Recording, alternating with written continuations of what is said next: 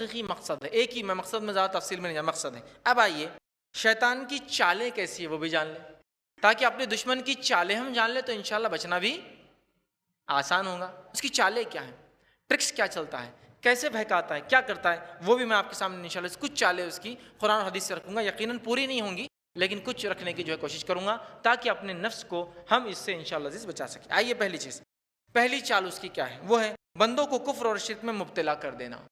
پہلی چال، real goal کی طرف جا رہا ہے۔ کفر اور شرک کرنے والا جو کفر اور شرک پر مر جائے وہ کبھی جنت میں نہیں جائیں گا۔ تو پہلی چال کیا کر رہا ہے، جو کریں گا آپ کو اور مجھے کفر اور شرک میں لگا دیں گا، قوموں کو کفر اور شرک میں لگا دیتا ہے۔ سمجھ رہے آپ، یہ اس کی پہلی زبردست چال ہے۔ اور اللہ رب العزت قرآن میں اس کے تعلق سے سورہ جو حشر سورہ نمبر 59 اور آیت نمبر 16 فرماتا اور کہتا ہے کمثل الشیطان اذ قال للانسان اکفر۔ منافقین کی صفت ایسی ہے جیسے کہ شیطان جو آ کر کہتا ہے کفر کر، پھر اس کے بعد اللہ فرماتا ہے آگے اکفر فلما کفر قال انی بریء، جب کفر کر لیتا تو بولتا میں بری ہوں تیرے کفر سے۔ سمجھ رہے، انسان وہ کہتا کفر کر، جب انسان کفر کر لیتا تو بولتا میں تو بری ہوں اس سے، مطلب میں میرا کچھ لینا دینا نہیں اس سے، معلوم اپنے آپ کو بری کر لیتا ہے۔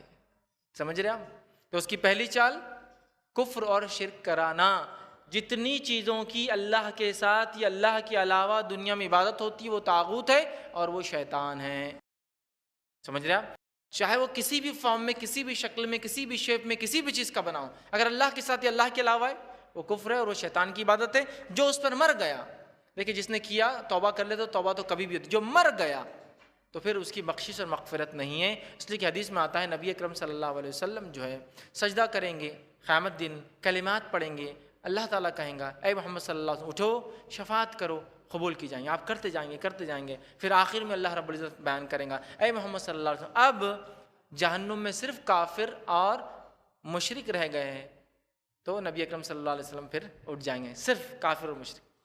سمجھے، ایک روایت میں آتا ہے صحیح بخاری کی کہ ابراہیم علیہ السلام جو اپنے والد کو دیکھیں گے کہ انہیں جہنم میں ڈالا جا رہا ہے، تو کہیں گے اللہ میری ایک دعا تھی جو دنیا میں آپ نے قبول نہیں کی تھی، آج قبول کر لو کہ آپ مجھے رسوا نہیں کرو گے والد کے معاملے میں۔ اللہ تعالیٰ کہیں گا ابراہیم کیا تم نہیں جانتے میں نے مشرک اور کافر پہ جنت کو حرام کیا ہے،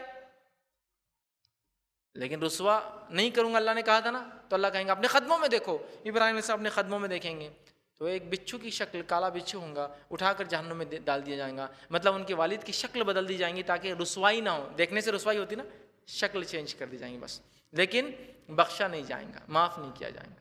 سمجھ رہے آپ، ٹھیک ہے، تو مشرک اور کافر، تو پہلا کام وہ چاہتا ہے کہ ہم شرک اور کفر کا یاد رکھیے، یہ سب سے بڑا اس کا مشن ہے، یاد رکھیے، اور مختلف قسم کے شرک اور کفر میں لوگوں کو لگاتا ہے۔ دوسرا، گناہوں اور برائیوں کو اچھا بنا کر پیش کرتا ہے، گناہوں اور برائیوں کو اچھا بنا کر پیش کرتا ہے، یہ اس کا ایک بہت بڑی اس کی چالوں میں سے ایک چال ہے، یاد رکھیے۔ اور یہ چال اس نے جو ہے آدم علیہ السلام اور حوا علیہ السلام، پہلے انسان، ہمارے ماں باپ کے ساتھ بھی یہی چال چلی ہے، بری چیز کو اچھا بنا کے دکھانا، پیش کرنا۔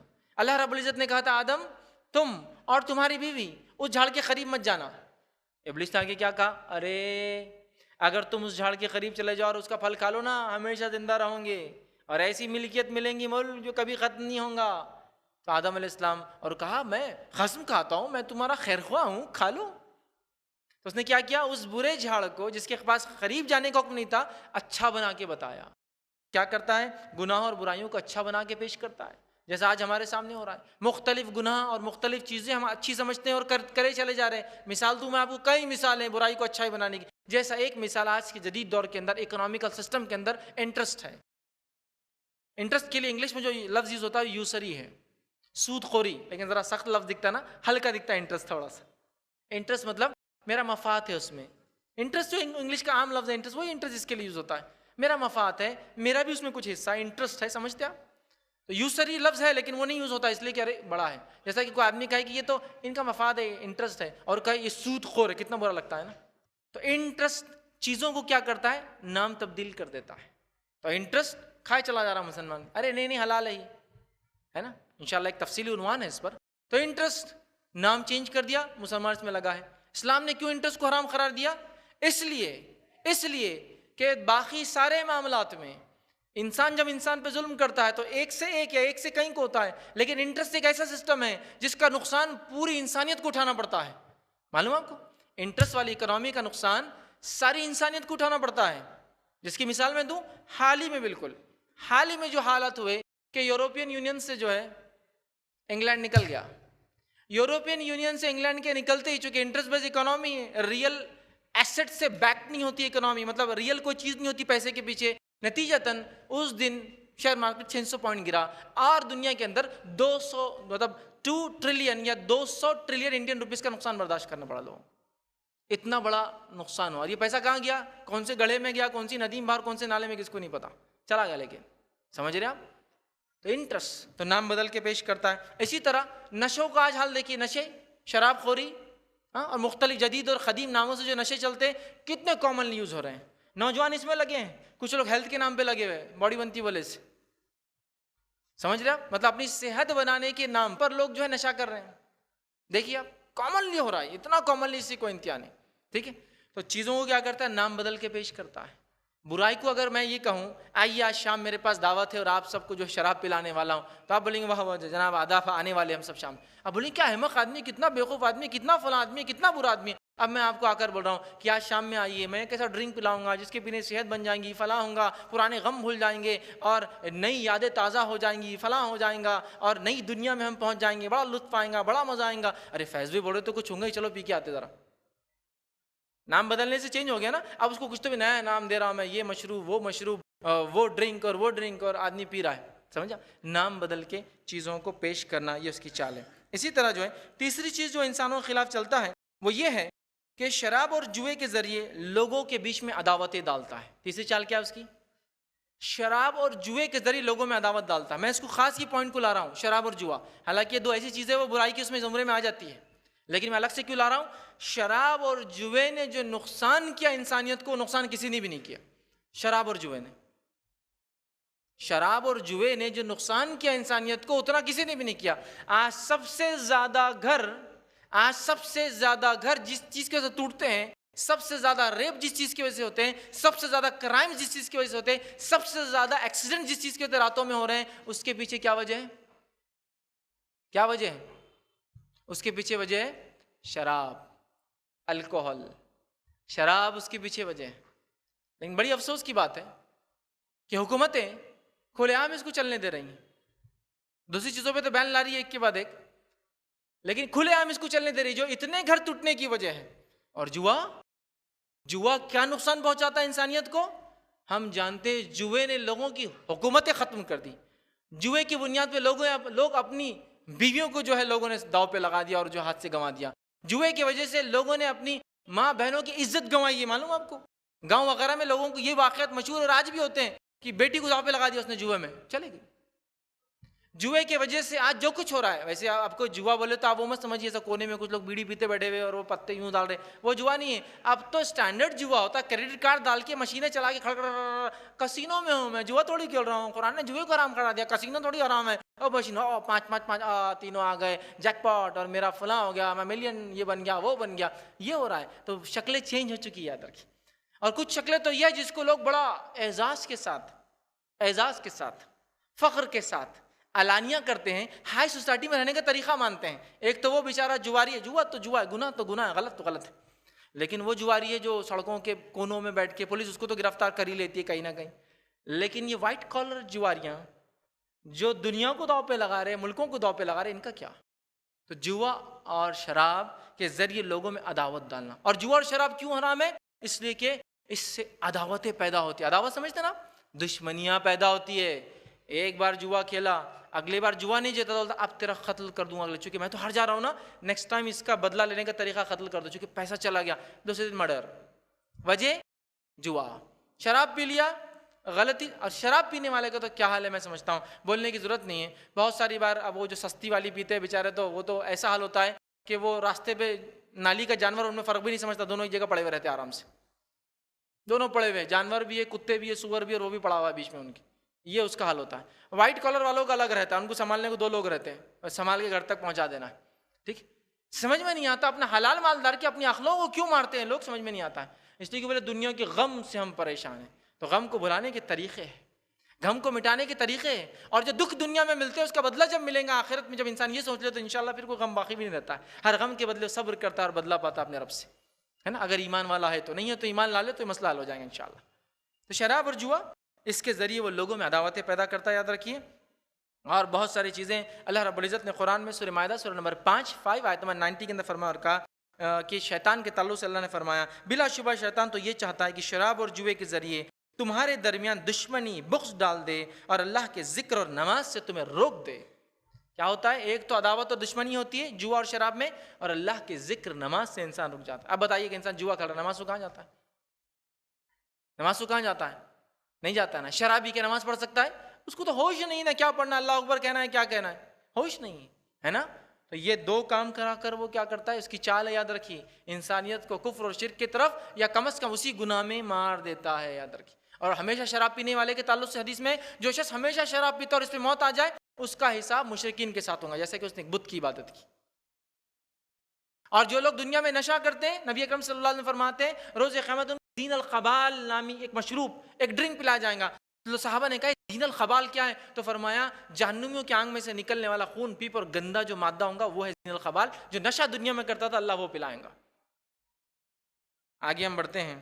چوتھی چیز جو اس کی چالوں میں سے ایک ہے وہ یہ ہے بندے کی عبادت خراب کرنا. اب ٹھیک ہے, یہ تو بہکانا والا گناہ والا. اب کیا ہے جو آپ نیک کام کرے اس میں بھی گھس جاتا ہے, اور ہماری عبادتوں کو خراب کرنا, جس کی مثال ایسی ہے.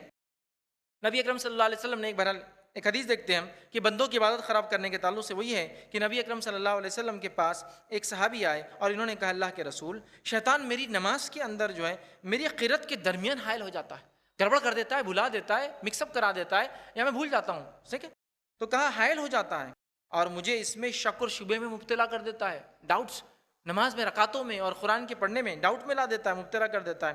تو رسول اللہ صلی اللہ علیہ وسلم نے فرمایا کہا وہ شیطان ہے جسے خنزب کہا جاتا ہے. ایک نماز کو خراب کرنے کے لیے ایک شیطان کا ایک اسپیشل ٹائپ ہے وہ خنزب.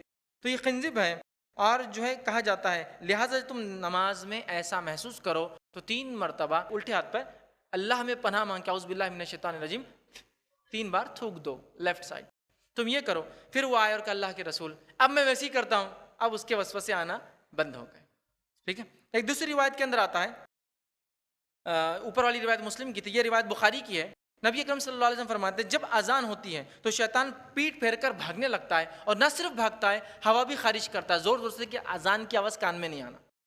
پھر جب اذان ہو جاتی ہے پھر آ جاتا ہے, اذان تک بھاگ گیا, پھر اذان ہو جاتی ہے تو اس سے ہوا خارج ہوتی ہے اور وہ اتنا دور چلا جاتا ہے کہ اذان کی آواز نہ سن سکے, کانوں میں نہیں پڑتی. پھر اذان ختم ہونے کے بعد وہ واپس لوٹ آتا ہے. پھر جب اقامت ہوتی ہے تو ایک بار پھر بھاگ جاتا ہے, اقامت ہوتی ہے پھر بھاگ جاتا ہے نکل کے, پھر بھاگ جاتا ہے. جب اقامت ختم ہو جاتی ہے تو دوبارہ لوٹ آتا ہے اور بندے کے دل میں وسوسے ڈالتا ہے اور کہتا ہے فلاں چیز یاد کر, فلاں کام یاد کر جو تو بھول گیا, اور بندے کو وہاں یاد آ جاتا ہے. اور اس حد تک وہ وسوسے ڈالتا ہے کہ بندے کو رکعتوں میں گڑبڑ کرا دیتا ہے, بھول جاتا ہے کتنی رکعت چلے شیطان. اور دیکھیے آپ خاص بات ایسا ہوتا بھی ہے, اب بندہ گیا جلدی وضو کیا, جا کر رکعت باندھی اللہ اکبر اور ہاتھ باندھا, اور ہاتھ باندھتے اور 2 مہینے پہلے کلیکٹر آفس کا کام پینڈنگ ہے, پورے دن یاد نہیں آیا, مہینوں یاد نہیں, نماز میں آتا, ارے اللہ اب پورا ٹائم اب کیا کروں, آفیسر کیا بولیں گا کہ 2 مہینے لیٹ ہو گیا نا سب, لاد دلا دی.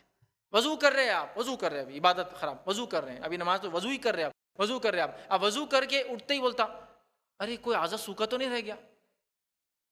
تو کچھ لوگوں کو جب یہ وسوسہ ڈالتا ہو پھر جاتے پھر شروع کرتے پورا, جب پورا دھو لیتے پھر بولتا ارے کچھ باقی تو نہیں رہ گیا, پھر وہ وضو کرنا شروع کر, حالانکہ 3 بار کر لیا, پھر دوسرا وضو, پھر تیسرا بھی کرتے, وسوسہ.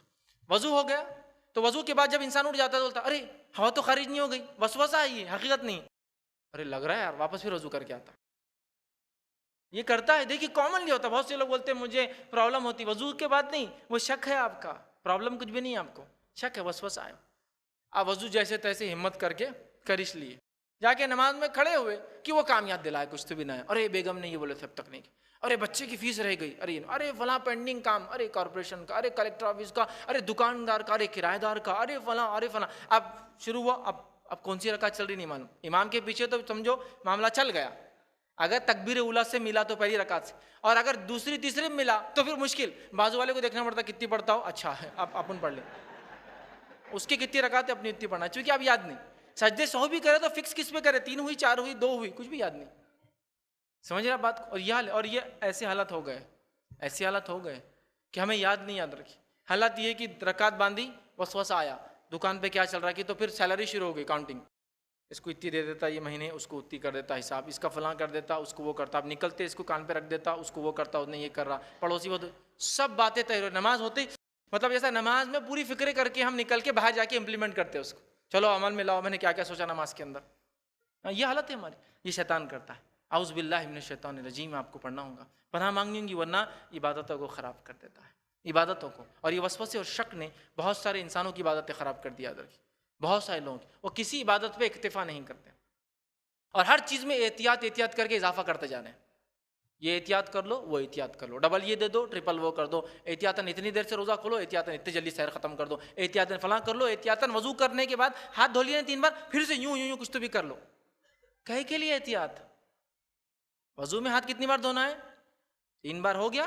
3 بار دھونے کے بعد بھی، سر کا مسا کرنے کے بعد بھی ٹھنگ ٹھنگ ٹھنگ ٹھنگ، یہ کیا ہے؟ بولے احتیاطی. اگر پہلے سوکھا رہ گیا ہوں گا تو سوال یہ پہلے 3 بار حکم تھا نا، کیسے سوکھا بچا؟ سنت تو یہ ہے کہ 1 2 یا 3، میکسیمم 3 ہے، اس سے کم بھی ہو سکتا ہے، 2 بھی اور 1 میں بھی ہو سکتا ہے، لیکن سنت میکسیمم 3 ہے. 3 سے اوپر جانا تو اسراف ہے، زیادتی ہے، ویسٹ ہے، شک ڈالتا ہے وہ. ہر چیز میں شک، ہر چیز میں شک، ہر چیز میں شک. سمجھ رہا؟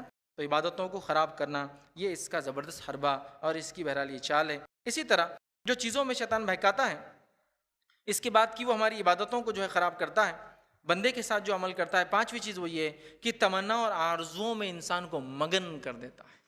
تمناؤں میں اور آرزوؤں میں انسان مگن ہو جاتا ہے. تمنا اور آرزو میں مگن کر دیتا ہے. اور اس کے تعلق سے اللہ رب العزت نے قرآن میں سورہ نساء سورہ نمبر 4 آیت نمبر 118 سے 121، اور میں چاہوں گا یہ 118 سے 121 آیت آپ ضرور اس کی تفسیر پڑھیں گھر جا کر. یہ شیطان کا اور اللہ کا کلام ہے، جس میں اس نے پورے وہ چالے جو چلنے والا بول کے میں یہ کروں گا یہ کروں گا یہ کروں گا. لیکن افسوس کی بات ہے ہم پھر بھی اس کو دشمن نہیں مانتے. آئیے وہ آیتوں کا صرف ترجمہ دہراتا ہوں، بڑی آیتیں. اللہ رب العزت فرماتا ہے 118 نمبر کی آیت میں، اور اس شیطان نے اللہ سے کہا میں تیرے بندوں میں سے ایک مقرر حصے کو لے کر ہی رہوں گا. ایک فکس پارٹ کو تو میں لے کے جاؤں گا، اور اکثر لوگوں کو تم شکر گزار نہیں پاؤں گے. دوسری آیت میں بھی آتا ہے اکثر کو لے جاؤں گا، ایک بڑا مقرر حصہ لے جاؤں گا، اور میں انہیں گمراہ کر کے ہی چھوڑوں گا. لے کے بھی جاؤں گا اور گمراہ کر کے چھوڑوں گا. انہیں آرزویں دلاؤں گا. کیسے کیسے گمراہ کروں گا؟ پہلا، انہیں آرزویں دلاؤں گا، جھوٹی آرزویں. آرزو اتنا اگر حرام کما لیا نا تو پھر نیک بن جاؤں گا انشاءاللہ. آرزو ایک گھر بن گیا نا تو پھر توبہ کر کے رشوت خوری پھر کبھی نہیں کروں گا. آرزو ایک بچی کی شادی ہوگی نا، دوسرے 2 کی محنت پہ ہو جائیں گا، اپنے حلال پہ ہو جائیں گے، اس کی اتنی ہونے دو. آرزو ٹھیک ہے. اگر میں کاش وہ گھر میں رہتا، آرزو جھوٹی آرزو میں دلاتا ہے، یاد رکھیے. اور اس آرزو کے چکر میں انسان سب کچھ کر رہا ہے نا. تو کہا میں انہیں آرزویں دلاؤں گا اور انہیں حکم دوں گا کہ چوپایوں کے کان کاٹے، جانوروں کے کان کاٹے. یہ کیا جانوروں کے کان کاٹنا؟ میں ان سے کفر اور شرک کرواؤں گا. اس لیے کہ دور جہالت میں مشرکین مکہ جانوروں کے کان کو الگ الگ ڈیزائن میں کاٹتے تھے تاکہ پتہ چل جائے جانور کس بت کے نام سے چھوڑا ہوا ہے. تو ان کے کان کاٹنے لگاؤں گا، مطلب کفر اور شرک کرواؤں گا، غیر اللہ کی نیاز منتیں مرادیں کرنے لگاؤں گا. تو ان کے کان، پہلے تو جھوٹی خواہشات، دوسرا کان کاٹنے لگاؤں گا. اس کے بعد شیطان نے کہا اور انہیں یہ بھی حکم دوں گا کہ اللہ کی پیدا کردہ صورت کو بدل دے. اور حکم کیا دوں گا؟ اللہ کی پیدا کردہ صورت کو بدل دے. اور آج کیا ہو رہا ہے؟ یہ ناک ذرا موٹی دکھ رہی، صحیح نہیں ہے، پلاسٹک سرجری کرا دیتا ہوں، ذرا سلم ٹرم کرا دیتا ہوں. اللہ نے جو بنایا وہ پسند نہیں ہے نا. چہرہ داڑھی کے ساتھ ذرا اچھا نہیں لگتا، تو اس کو روز کھرچ کے پورا صاف کر کے آ جاتا ہوں نا، روز جا کے شیونگ، اس لیے کہ اس سے میں خوبصورت دکھتا ہوں. آرزویں، چہرہ بدلا رہا ہے آپ کو، چہرہ. الفاظ آیت کے، جس شکل پہ تو نے پیدا کیا بدلنے لگاؤں گا. عورتوں کو اللہ نے بھویں دیے، نہیں میں ذرا اس کو بنا لیتی نا ڈیزائن. شکل بدلنا یہ ہے، یاد رکھیے. تو کہا شکل بدلنے لگاؤں گا. آگے آئیے، تو صورت تبدیل کرنے ڈالوں گا. اور جس شخص نے اللہ کو چھوڑ کر شیطان کو اپنا سرپرست بنا لیا اس نے واضح نقصان اٹھایا۔ شیطان ان سے جو وعدے کرتا ہے اور امیدیں دلاتا ہے، اور جو وعدے بھی کرتا ہے وہ فریب کے سوا اور کچھ نہیں۔ اللہ فرما رہا ہے ایسے لوگوں کا ٹھکانہ جہنم ہے، جس سے وہ نجات حاصل نہیں کریں گے، اور اس کی نجات حاصل کرنے کو صورت بھی نہیں پائیں گے۔ جھوٹی خواہشات، آج جھوٹی خواہشات کی بنیاد پہ رشوت خوری، حرام خوری، انٹرسٹ، برائی، جھوٹ، سب کچھ چل رہا ہے۔ تو جھوٹی خواہشات دلانا اس کی چال ہے، یاد رکھیے، اس سے ہم بچنا ہے۔ اسی طرح اس کی چالوں میں سے ایک چال جو ہے چھٹا، وہ یہ مسلمانوں کے باہمی تعلقات کو خراب کرنا، آپ کے ایک دوسرے کے ریلیشن شپ خراب کرنا۔ آج آرگنائزیشنز، گھر، ملک، سارے لوگ کیوں پریشان ہیں؟ ایک دوسرے سے تعلقات اچھے نہیں۔ ہمارے ملک کے بڑے پڑوسی ملک سے تعلقات اچھے نہیں، پورا ٹینشن دونوں ملک میں۔ پڑوسی کی پڑوسی سے تعلقات اچھے نہیں ہے، پورے محلے کے اندر ٹینشن۔ میاں بیوی کے تعلقات اچھے نہیں، پورے گھر میں ٹینشن۔ مطلب نیچے سے لے کر اوپر تک سب ٹینشن میں تعلقات۔ اور شیطان کرواتا ہے، جیسے کہ آپ کے پاس آیا، وہ آپ کی بات نہیں سنیں گے، بہت مال آ گیا ان کے پاس، اب اس نے بیچارے جنوینلی نہیں سنا، مطلب مجبور تھا، صحیح بولا یار، شیطان صحیح بولا، یہ نہیں سنیں گا، بہکایا، تعلقات خراب۔ تو تعلقات، باہمی تعلقات خراب کرتا ہے، یاد رکھیے۔ اور اللہ رب العزت نے اس بات کو یوں بیان کیا سورہ بنی اسرائیل سورہ نمبر 17 آیت نمبر 53 53 میں، اور میرے بندوں سے کہہ دو کہ لوگوں سے ایسی باتیں کہا کرے جو بہت پسندیدہ ہو، کیونکہ شیطان بری باتوں سے ان میں فساد ڈالتا ہے، بری باتوں سے ان میں فساد ڈال دیتا ہے۔ کچھ شک نہیں کہ شیطان انسان کا کھلا ہوا دشمن ہے۔ بری باتوں سے فساد، تو ہمیں بری باتوں سے بچنا چاہیے، یاد رکھیے، ایک دوسرے کے تعلقات خراب کرنا شیطان کا حربہ ہے۔ اسی طرح ساتویں چیز، اللہ کے بارے میں شکوک اور شبہات پیدا کرتا ہے۔ اللہ کے بارے میں شکوک اور شبہات پیدا کرتا ہے۔ صحیح بخاری کی روایت ہے، نبی اکرم صلی اللہ علیہ وسلم فرماتے ہیں اور کہتے ہیں کہ شیطان تم میں سے کسی شخص کے پاس آتا ہے اور آ کر کہتا ہے اس کو کس نے بنایا، اس کو کس نے بنایا، اس کو کس نے بنایا، اور آخر میں سوال کرتا ہے اللہ کو کس نے بنایا، اور جو ہے وہ کہہ کر وہ وہاں سے نکل جاتا ہے پھر۔ اور آپ وسلم فرماتے ہیں لہٰذا جب وہ یہاں تک پہنچے تو اسے چاہیے کہ وہ اللہ تعالیٰ کی پناہ طلب کرے اور ایسی خیالات سے دور رہے۔ مطلب بندہ جب اس خیال پہ آ جاتا ہے کہ اللہ کو کس نے بنایا، اسے فوراً چاہیے اعوذ باللہ من الشیطان، اللہ میں پناہ مانگے اور اس خیال کو اپنے ذہن میں نہ لائے۔ لیکن بہت سارے ملحد ہوتے ہیں نا جو اللہ کا انکار کرتے ہیں، وہ بھی ایسا سوال کرتے ہیں مسلمانوں سے، تو دعوتی لحاظ سے اس کا جواب بھی دے دیتا ہوں۔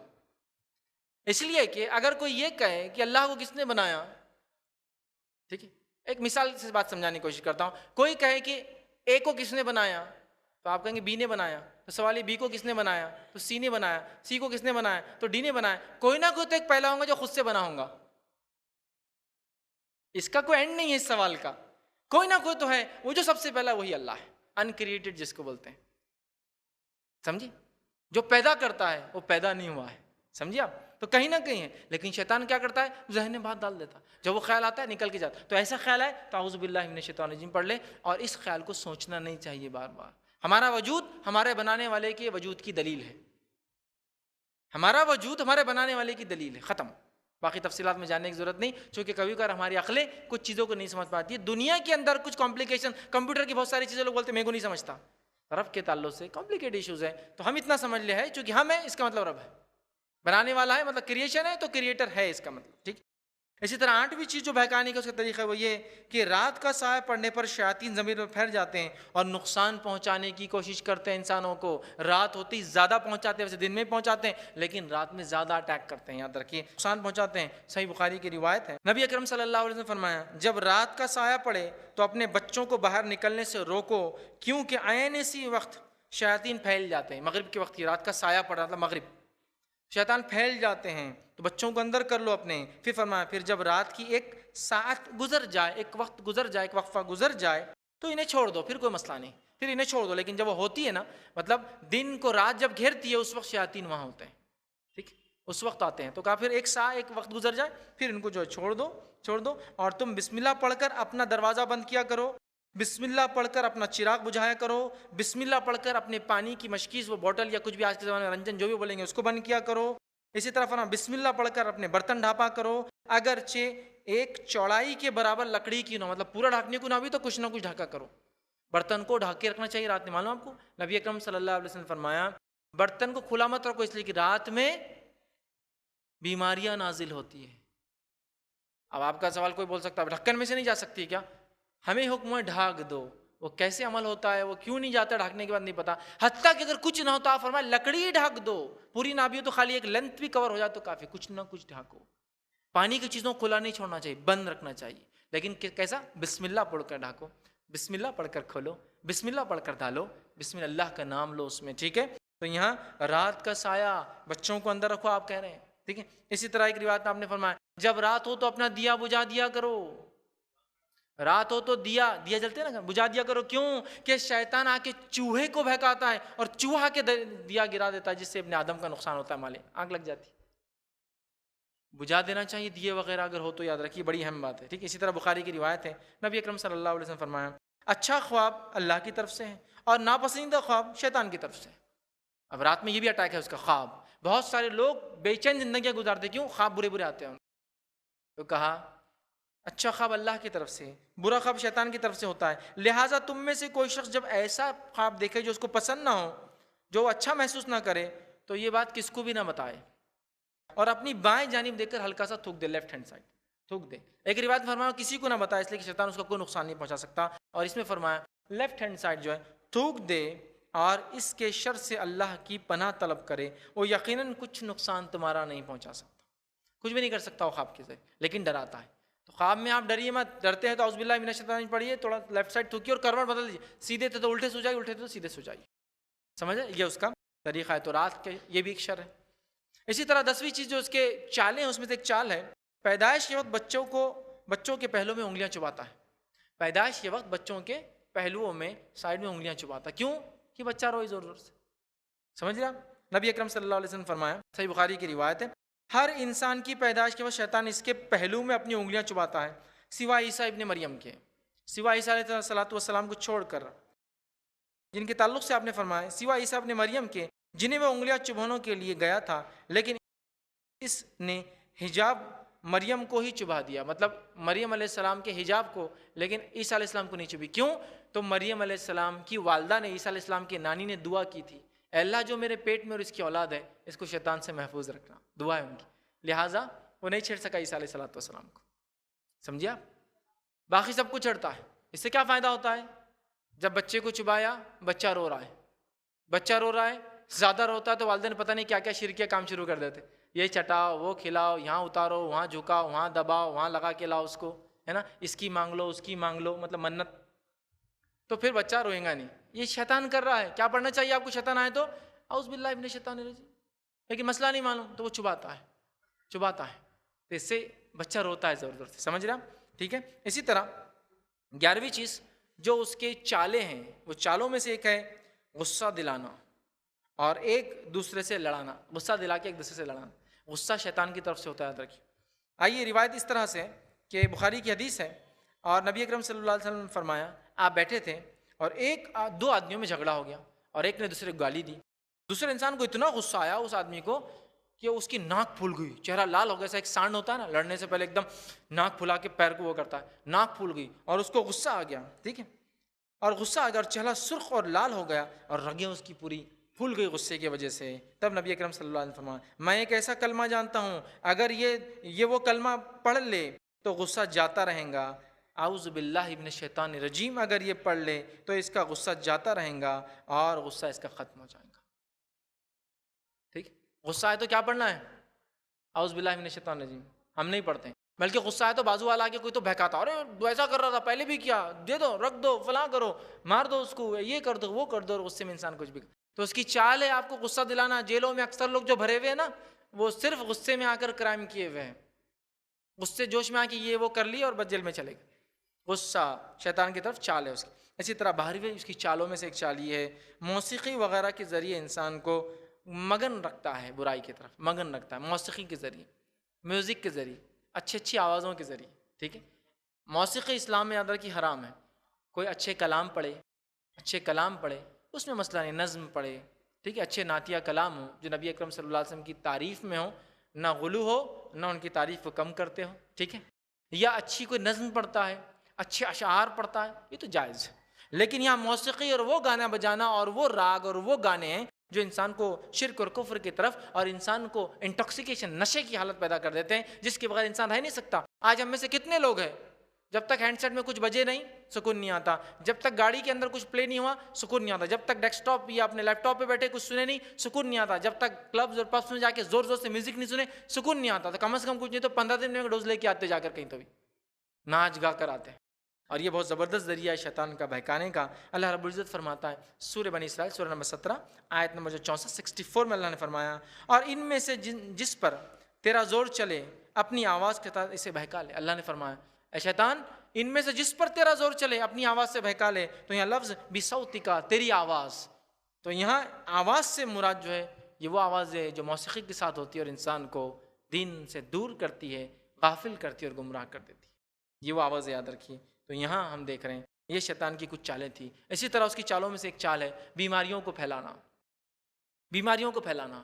ایک روایت میں ہے نبی اکرم صلی اللہ علیہ وسلم فرماتے ہیں شیطان عورت کے جسم میں اور رحم میں جاتا ہے، رحم یوٹرس بچے دانی جس کو عام زبان میں رحم میں جاتا ہے، اور جانے کے بعد ایک رگڑ مارتا ہے، ایک رگڑ مارتا ہے جس سے خون نکلنا شروع ہو جاتا ہے رحم سے، جبکہ وہ حیض کا خون نہیں ہوتا ہے، وہ ایک رگ کو پھاڑ دیتا ہے، اس کو بازل بولتے ہیں، جس سے خون نکلتا ہے، اس کو استحاضہ بولتے ہیں عربی میں۔ اس سے نماز کا کوئی تعلق نہیں، طہارت لے اور نماز پڑھ سکتے ہیں، لیکن شک میں ڈال دیتا ہے عبادت میں استحاضہ کی وجہ سے، تو بیماریاں پھیلاتا ہے۔ اسی طرح صحیح الجامع کی روایت میں ہے کہ شیطان تعفن کو پھیلاتا ہے۔ تعفن سمجھتا ہوں ایپیڈیمک ڈیسیز، ایسی کوئی بیماری جو ایک ساتھ کئی لوگوں کو ہوتی ہے، ہزاروں لوگ مر جاتے ہیں، یہ شیطان کی طرف سے۔ نبی اکرم صلی اللہ علیہ وسلم فرمایا پچھلی قوموں کے لیے یہ عذاب تھا، لیکن میری امت کے لیے ایپیڈیمک جو ہے یہ عذاب نہیں ہوگا، جو اس میں مارا جائے گا وہ شہید کہلائیں گا، اس میں جو مارا جائے گا انتقال کرے گا، چونکہ شیطان کی طرف سے۔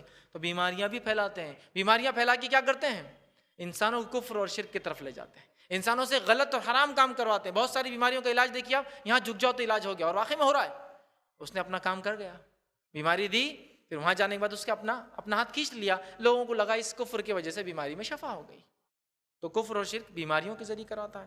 اسی طرح جو جانوروں کے ذریعے آگ لگاتا ہے اس کی تفصیلات میں نے رکھ دی۔ اسی طرح جسمانی حملے بھی کرتا ہے، جسمانی حملے بھی کرتا ہے یاد رکھیے شیطان۔ اور اسی طرح جادو اور آسیب کے ذریعے پتہ نہیں کتنے لوگوں کو گمراہ کر رہا ہے، جو کہ ایک بہت بڑا طویل موضوع ہے، اور اس میں نے کافی بیانات دے چکی ہیں، آپ اس کو تفصیلات دیکھ سکتے ہیں۔ جادو کے ذریعے لوگوں کو گمراہ کرتا ہے، جادو کے ذریعے کفر و شرک کرواتا ہے، جادو کے ذریعے حرام کاریاں کرواتا ہے، جادو کے ذریعے ایسے عقائد لوگوں کو پانے لگاتا ہے جو عقیدہ پھر انسان اسلام سے دور اور کفر کی طرف لے جاتا ہے، تو جادو کرواتا ہے۔ یہ اس کی چالوں میں سے چند